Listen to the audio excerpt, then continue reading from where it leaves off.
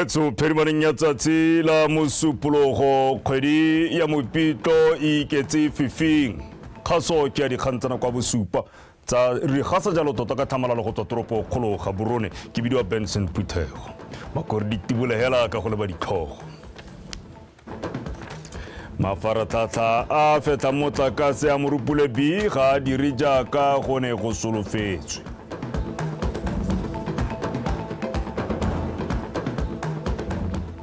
Lefatshe leno le kolota khamphani ya motlakase ya Eskom ya Afrika Borwa didikadikegadi 2.6 billion pula. Lefika Athletics Club e tshegetsa mabelo a di-relays go tokahatsa kgaisano mo kgaolong ya Afrika.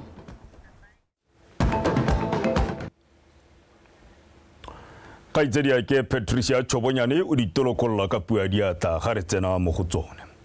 Tautona advocate Duma Boko a re mafaratlhatlha a feta motlakase a Morupule B a phutlhame mo a sa tlholeng a ntsha le fa e le tlhasenyana e pefela ya motlakase fa a lekodisa banni ba letlhakeng ka seemo sa motlakase Tautona Boko o supile fa go tlhoka go heta motlakase go tla ama madirelo ka bontsi ka ja a metsi fa mafaratlhatlha a Morupule B a agilweng ka madi a ka tshwarang didikadikegadi di lopa jalo 15 billion pula ka ngwaga wa bo 2010 a na solofetse go heta motlakase wa bokete jwa 600 megawatts mme ga isa ko a bereke sentle puso jaanong e thulenya ditlhogo go bona gore ka seemo se go ka tweng jaaka re le ha di phuthame mo di sa hetleng la ha ile sepe zero madi a tshetswe motlakase o tshwanetse o heta ka gore ke one o re tshegeditse di phutlhame go na le ngwaga di le 6 go sala go lemogile gore madirelo a ga age ga sentle ga se one ga ka ke a kgona go hetla motlakase ga bo go tira baakanya dingwaga jaanong di gorogile mo go 6 go ntse go a baakangwa le ha re leng teng go tshwere gape go a baakangwa go raya gore ga go hetlwe motlakase jaaka go tshwanetse ha re dira replacement ra ga e ntšha power station go a gore tsa go tlo re dirile ka bonako 18 months gora gore ha Morupule B e ntse jaaka e ntse re na le mathata a motlakase mme kana one motlakase o ke ona ngo kgarametsang one metsi gore a namele lehatshe gora gore ra ona le mathata le ko metsing gape la bona dikgwetlo tse ba garo ha gongwe ha re sa ditse le rona re sa di le bolelele le tsa gore ke rona mathata kante mathata ha le re lwa le one a re gateletse rotlhe Wetso di kgantsa rona di a tswelela mme re sa lefo tona ya ditswamu le kgotetso mme bogolo Joy Kenwendo a re lefatshe leno le kolota khamphani ya motlakase ya Afrika Borwa Eskom 2.6 billion pula e le didikadikega dijalo tsa motlakase o salang o ntse o rekisetswa lefatshe leno tona Kenwendo o tlhalositse kwa parlamenteng jaaka na tsibogela seemo se se tlhobaetsang sa motlakase mo malatsing ano As I have noted earlier, we've had significant challenges with the performance of Morupule B. And because of this, we've had to significantly import and rely on imports from South Africa. And the cost has increased quite significantly, first by 166% to 2 pula 26 thebe, and as of last week to 5 pula 55. And this has really caused a serious financial strain on BPC. This scenario will continue to prevail until the completion of Morupule B defects remediation project. And we have, though, engaged South Africa, the Ministry of Electricity, to renegotiate the agreement on power supply. And I'll touch on this a little bit later. Where we stand, the situation has been exacerbated by the non-cost reflective tariff tariffs which have not been adjusted in the last 3 years. It should be noted that BPC's tariffs are currently 1.27 thebe per kilowatt hour and are significantly low compared to neighboring countries such as South Africa and Namibia, whose tariffs are currently at 2.78 thebe per kilowatt hour and 2.6 thebe per kilowatt hour, respectively. Between the financial year of 2020-2021, 2024-2025, tariff adjustments were only granted twice, meaning that there was no revenue growth. Re tswella dikgang tsa motlakase Tautona Advocate Maboko re puso ena le melala ya madi a ka tshwarang 7 billion pula a kolota mehama yotlhe e neelang puso ditirelo mme seo se kgoreletsa maiteko a puso a go neela tota setšhaba ditirelo. Tautona Boko o ne a tsibogela matshwenyego a banni ba letlhakeng ba ba neng ba supa fa puso e sala ka e ba kolotile le ntswa bone ba setse ba dirile ditiro. Unkutsule Tamage wa pega. Phuthego e ya kgotla ke ya ntlha go buisiwa ke Tautona Boko fa e sala tlhome mo setilong ka Ngwanatsele ngwaga o fetileng a sena go dumedisa kwa kgotleng ya gabo ko Mahalape. Tautona o ne a rolela batho ba letlhakeng pinagare ya puso e ntšha. Ditshwanelo tsa setho ga se favor e o e direlwang ke nna, ga se ditswe mo go nna, ga se tsame ebile ga se tsa ga goromente.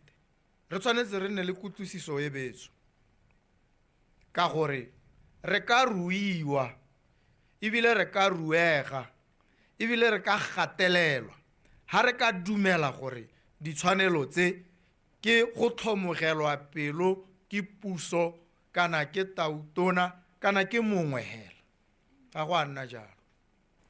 Morahe o ke wa bakgalagadi ke ba shaga le ba bolongwe mme ba na le setlhabi molao motheo wa puso ya gago ya gompieno la o ithela o sa ba lemoge. Tautona Boko goroga jaana mo motseng wa letlhakeng a fitlhela banni ba ba nyoretsweng go mo itekodisa. There is a high mortality rate here because a gona ditamelo. Ke be ke tsenya claim ya ka gore ke duelwe madi a me a ke berekileng. Ha ke bota ko ofising ya NDB ke bolela gore system e ntudile. Ke kopa commission of inquiry mo bogosing ya letlhakeng. Mo tekodisong ya gagwe Tautona Boko o supile fa lefatshe la Botswana le na le melala ya madi a ka tshwarang 7 billion pula a kolutwa mehama yotlhe e neelang puso ditirelo mme seo se kgopakgopetsa tse dišwa tse di ka dirilwang setšhaba. Re ne ra ikaega ka sebaka se se leele ka ditaemane. Bontsi ja letseno la lehatshe mo dingwageng tsotlhe le tswa mo ditaemaneng go itlhelela ha re leng teng. Mme tsone ditaemane di tsena mo ngwageng jaanong wa boraro di sa rekwe di sa dire sentle. Go na le theko le thekiso e tla diragalang mo bogareng ja kgwedi yone e tang e simologang ka moso wa April. Thekiso ya ditaemane e tla bo e diragadiwa. Ke gone mo go tla re hang gore di dira jang. Ha di ka se tsa rekwa bothata jo bo a go tswelela. Mo bekeng eno Tautona Boko o tla buisa metseletsela ya diphuthego mo borwa jwa lefatshe leno go akaretsa metsi a Takatokwane le Kanye ga mmogo le toropo ya Jwaneng. Unkutlwe Tamage, BTV News.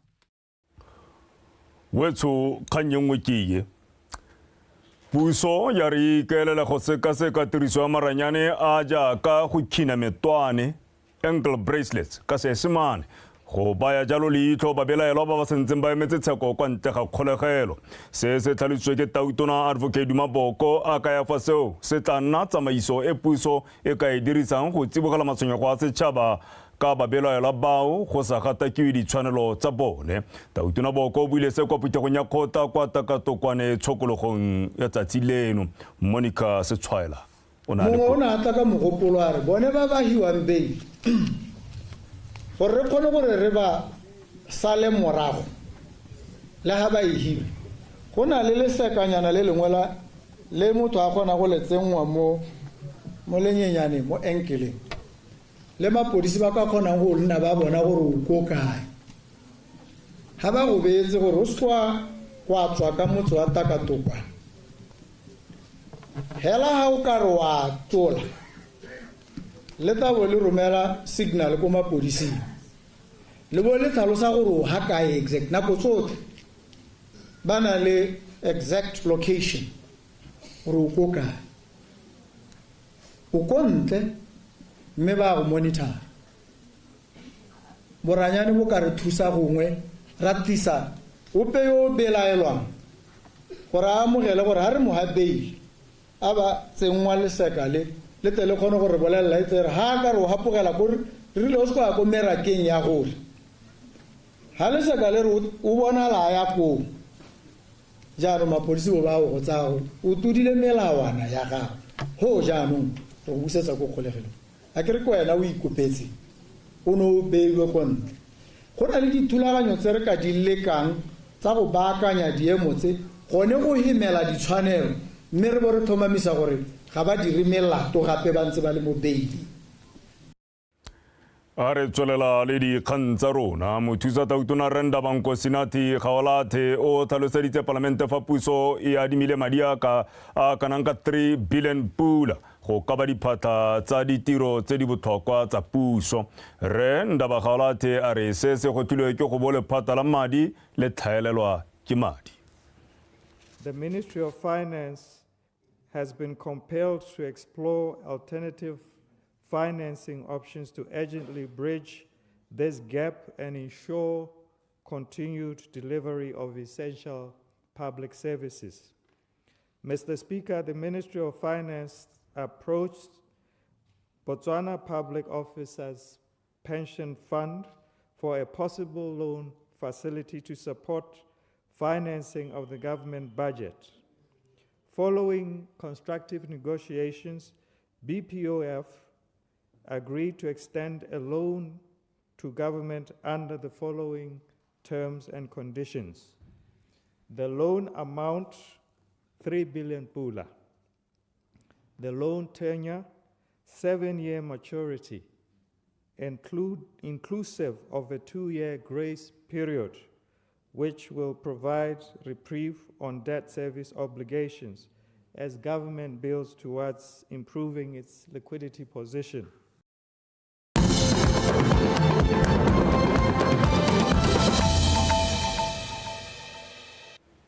Wetswelo go no tsubang se gona sa ditshwantsho dikgang ke tsa Botswana Television Primaneng ya tsatsi la mosupologo. Dikolo jalo tse di tsamaiswang ke dikereke di na le seabe se se molemo mo go goleng kana mo kgodiseng jalo ya bana ebile di baaga go nna bagolo ba bana le maikarabelo. Se se buile ke mo parlamente wa Francistown East re tiro ya yona ntsima a le kwa moletong wa go ipelela madio a IGCSE kwa Eastgate Academy kwa tropo kgolo ya bobedi tropo Francistown ka la botlhano ke di bonye le kalake wa pega. Mo nakong e go itemogelwang diphetogo ka fa setšhaba se tshelang ka teng segolo jang ditsamaiso tse di amanang le setho le boitshwaro jwa bana Tona Rentsima o tlhalositse fa go tshwanetse ga sekwa-sekwa go dirisa dithuto tsa sekeresete go bopa boitshwaro jo bo lolameng mo baneng. I wish to recognize with gratitude the Seventh-day Adventist Church for establishing a school of this nature.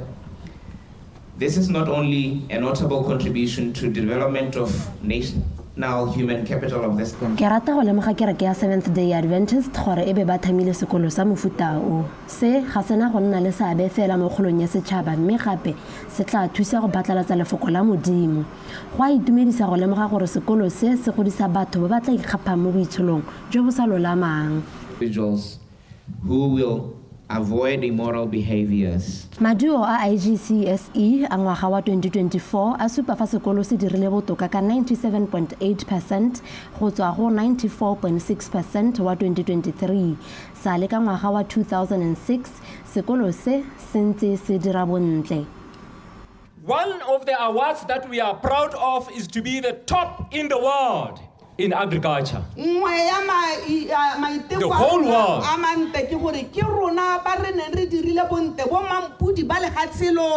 Top in the country for religious studies for over 2 years getting that title. Top in the country for Setswana. Top in the country for double sciences, over 3 years just getting that title over and over again. Barutabana le badiri ba sekolo se ba kgoletse go dira ka natla mo thutong ya bana. Ke Dibonyele Kalake, BTV News, Francistown.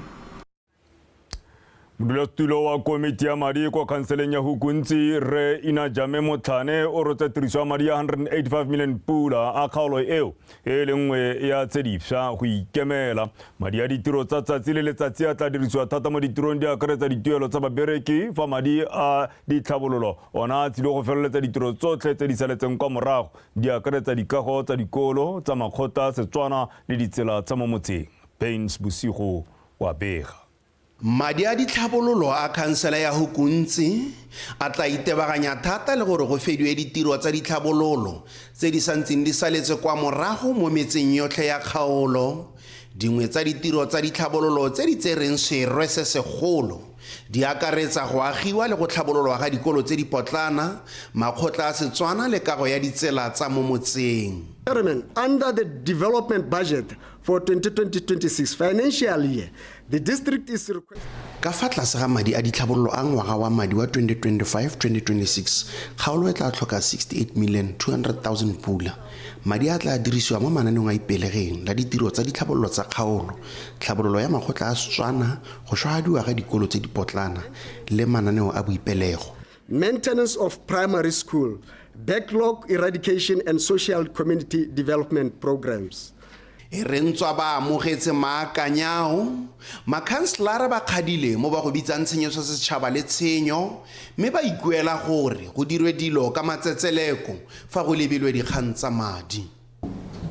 Ke ne ke letsa ebile ke rapela gore ruri ka go no gatela ka teng corruption e hokotsege tota e ska ya na teng ka gore tota corruption e tletse mo go rona mo council go na le ko central government. So ra ko pare le rote go ma councilor ra go le bodirela puso go lo pehela yo a dirang corruption le yo a tshwereng madi mo lastilo a di khapeng mo corruption gore molastilo bonyenyane jo molastilo bo gone gore khonsa gore ba tang go a teng molastilo ke gore mo dikolong tse di setseng re setse hala ka mosi wa modulastilo wa finance ra le ha bua ka tlhabolo dikolo mosi wa sa re go mora go mogalo ya ga gore ra ke tsa gore ka gore ebile o modulastilo wa finance o tale ba ene thata o itebele pele ga o tsholela ba bangwe motho itshola go le go tona re Motlhane. Madi a ditiro tsa letsatsi le letsatsi one ke 117 million pula, mme fa go kopangwa le kgang ya phuduga ya dikokelano go ya kwa lephateng la dikgaolo le ngwao go bolelwa fa se godisa tiriso ya madi. Ke ka moo makhanselara ba kaileng ba ema Rre Motlhane nokeng gore khansele e eme ka dinao go itirela letseno ka bile 5% fela ke yone madi a ba kgonneng go a kgobokanya monongwaga. Bains Bosigo, BTV News, Hukuntsi.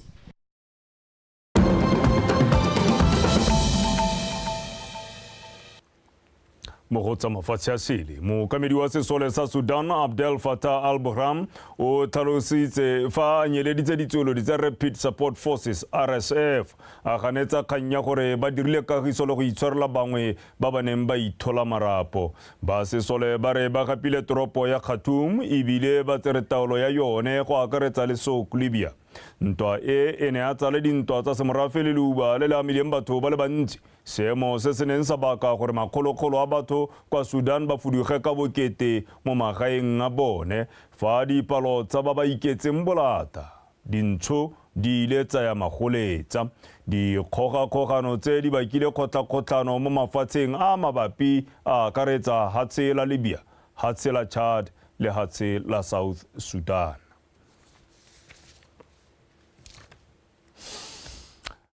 Tsena jalo mo khutwaneng sa tsa metshameko kgaitsedi ya ke tota laetsa o sekeng o gonefa.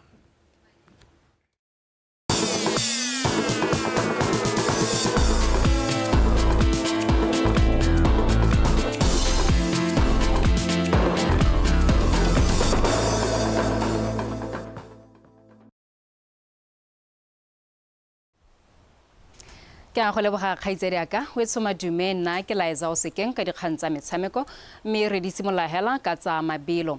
Setlhopha sa Lefika Athletics Club se itemogetse ha mahatshe a kgaolo ya Afrika a sa dire sentle mo mabelong a di-relay ke ka moo go ba gwetlhileng go tshegetsa dikgaisano tsa international relays tse di neng di tshegeditswe kwa lebaleng la Obed Itani Chulume kwa Francistown ka mahelo a beke. A rutle pego ka Karabo Sebele. Moeteledipele wa Lefika Thari Moketsi o supile fa mabelo a tatisa botsalano jwa mafatshe a Afrika. A re gape a tla thusa batabogi go amogana dikitso le go ithokoletsa dikgaisano tse di ba emeng pele le gone go ipatlela phatla kwa kgaisanong ya China World Relays. Re kopanye mahatshe a borwa ba Afrika gore re kgone go godisa mabelo mo borwa ba Afrika. Ka re go lemosegile gore go na le region tse pedi mo Afrika tse le re dira sentle e leng Eastern Africa le Southern Africa. So the idea is re bona gore mahatshe a rona a excela gore re kgone go metša mahatshe a Europa and mo Africa e la sentle bara the world e tla be ira sentle. So ke neelano, so ke sona so se le gore re itebagantse le sona gape to make sure that go na le teamwork e prevail amongst our clubs, amongst our region. Gore go na le neelano hela e tseneletseng. Ba mari ke gore re batla di-relay tsa rona le tsone di ka qualify. Gompieno re itse gore ke ya 4x4 hela e leng gore e qualify ke 4x4 le mixed relay. Ya banna ya 4x1 e ntse e sutelela ko morago e kana re weekend wene ra ithela e le kgakala. Ine marawani el number 29 ya ka ke bua ke number 31 mme kana go ba tua 32 teams ya no gone mo re le ka gore le bomme ya ka bona bomme ba rona re dumela gore ga ba ke ba kgaremeletsa ga thata to over 40 gore at least le bone gongwe ba ka qualify maikalo ne ile gore e re ya ko China go jong e be re tsamaya ka di-relay di le mmalwa. Kgaisano e ne ya karetsa mabelo a mmalwa mo lebelong la bomme la 4x1 setlhopha sa setšhaba ke sone se se duleng ka tse di tsididi mo nakong ya 45.30 seconds ba salwa morago ke Lefika Athletics Club ka nako ya 50 seconds. Fa mo letlhakoreng la borre setlhopha sa setšhaba se fentse ba gatisa nako ya 40.47 seconds fa sa Zimbabwe se dule mo maemong a bobedi ka nako ya 40.50 seconds. Tota ke lebile diemo tse neng re le mo go tsone re le sone setlhopha jaana ke tsaya ke re dirile sentle hela thata le ha nako e se yone e neng re sologetse kana 4x1 ke lebelo le leng gore le technical so le batla a lot of practice so ka nako e re tabogileng mme re ise re nne lone ikatiso e ntseng jalo ke nako e leng gore ya nametsa e supa gore ha re ka nna mo lehelong le lengwe hela ra ikatisa re le mmogo re ka e diga le phatla re ka iponela. Mo mabelong a malele setlhopha sa Eswatini sa borre se fentse lebelo la 4x8 mo nakong ya 7 minutes 58 seconds fa la bomme le lone le ikgapetswe ke Eswatini ka nako ya 8 minutes 31 seconds. It was a good race whereby we managed. E ne e le lebelo le le kgatlhisang re lekile ka bojotlhe go dira sentle ntswa seemo sa bosa se ne se re beile ka fa mosing. So but we tried our best. Ba lekgotla la Botswana Athletics Association ba tla tswelela ka go tshwaragana le ditlhopha go tokafatsa mabelo le gone go ipaakanyetsa go tshegetsa dikgaisano tsa World Relays ka ngwaga wa 2026. Karabo Sebele, BTV Sport, Francistown. Mo go tse dingwe ke le tshabile monna tsheko le woman candidate master a tla Mosweu ba heditse mo maemong a ntla mo tikologong ya matlhagola tsela ya kgaisano ya 2025 Metropolitan Chess Championship e ne rulagantswe ke lekgotla la Botswana Chess Federation. Se se ra jalo gore bobedi jo bo iponela phatla mo tikologong e latelang ya 2025 Metropolitan Chess Championships. Kgaisano e ya malatsi a mabedi e ne e tshwaretswe kwa Livingston Kolobeng College mono Gaborone. Pego e tletseng ka ntshegofatso malepa.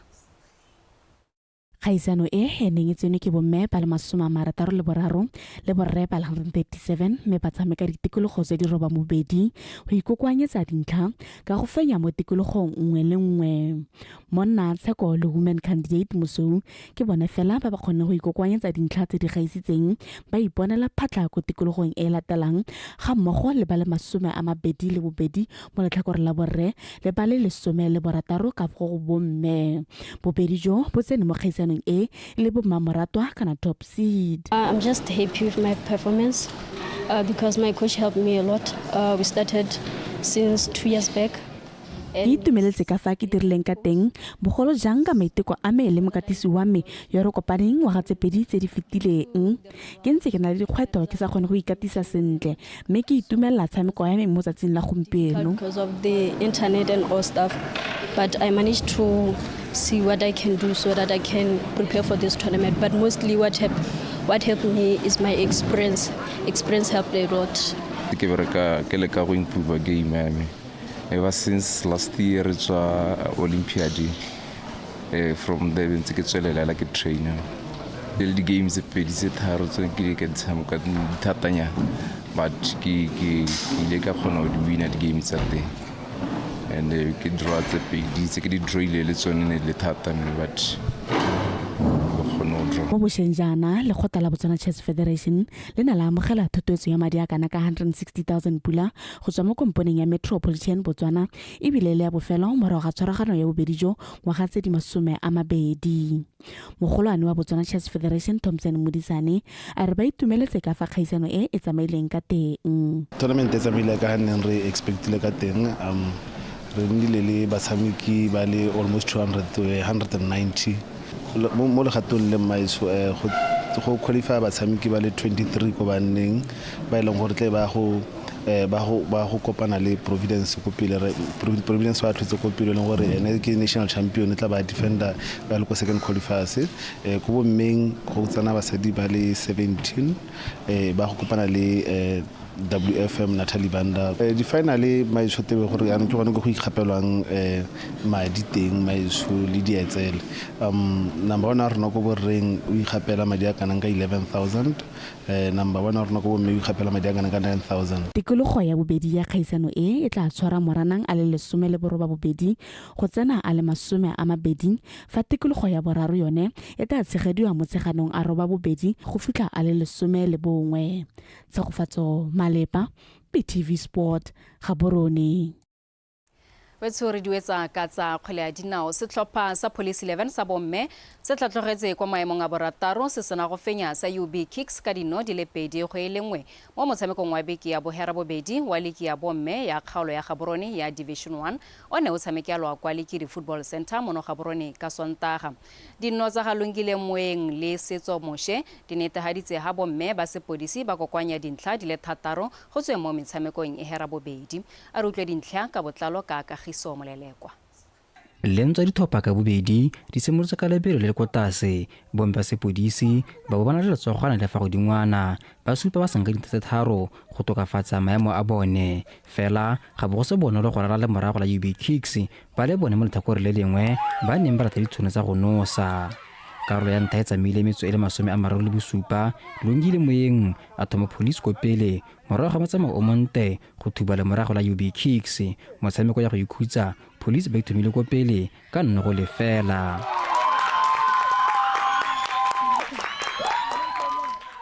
Go menwe go nakanya go ikhutsa UB Kicks ba taba fetsa tshameko ya bone karolo e tsamaile metso e le mebedi Susan Balungani a busa UB Kicks mo motshamekong a lekalakanya dino go tswa mo kgweleng ene tshamekiwa e le sekhuto mme mo tshwara dino wa Police Bridget Lebalelo a re tilela ke go sireletsa.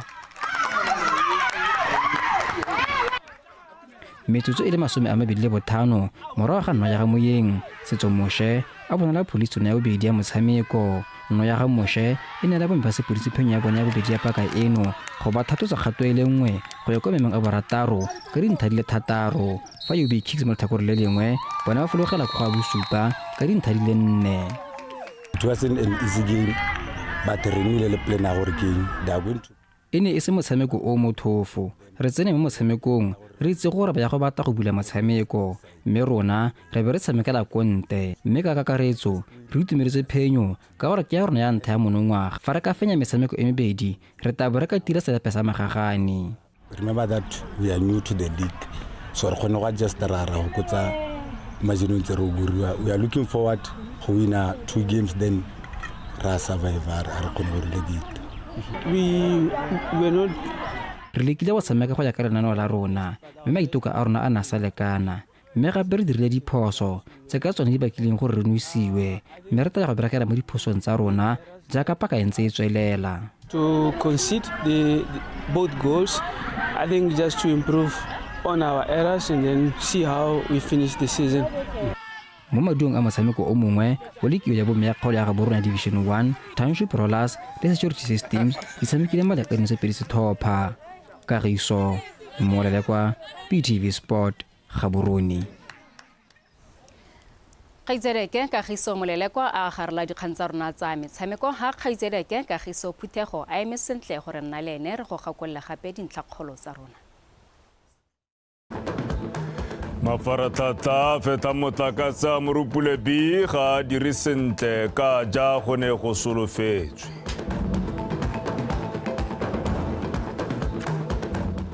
Lefatshe leno le kolota kampani ya motlakase ya Eskom ya Afrika Borwa didikadikegadi 2.6 billion pula. Ha setlhopha sa Lefika Athletics se tshegetsa kgaisano ya mabelo a di-relays go e tokagatsa mo kgaolong ya Afrika. Wetso ga ko di fela rabo re patapatilwe ke nako mere a kohela kwa go batepoloapi go utlwa ka maemo a bosa moenyana pele le bonela wapo a kagiso ya modimo e nne le lona lotlhe.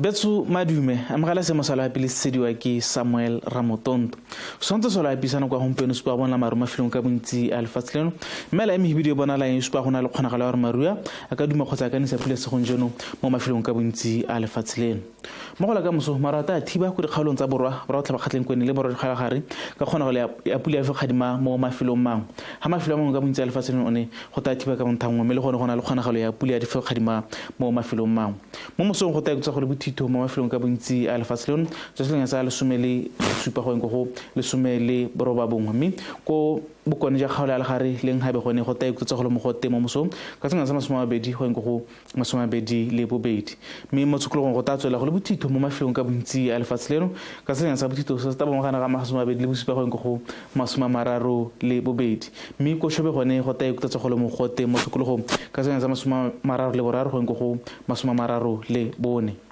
ke ne ke le tshwaretse go le ka lobetso go sa tepelo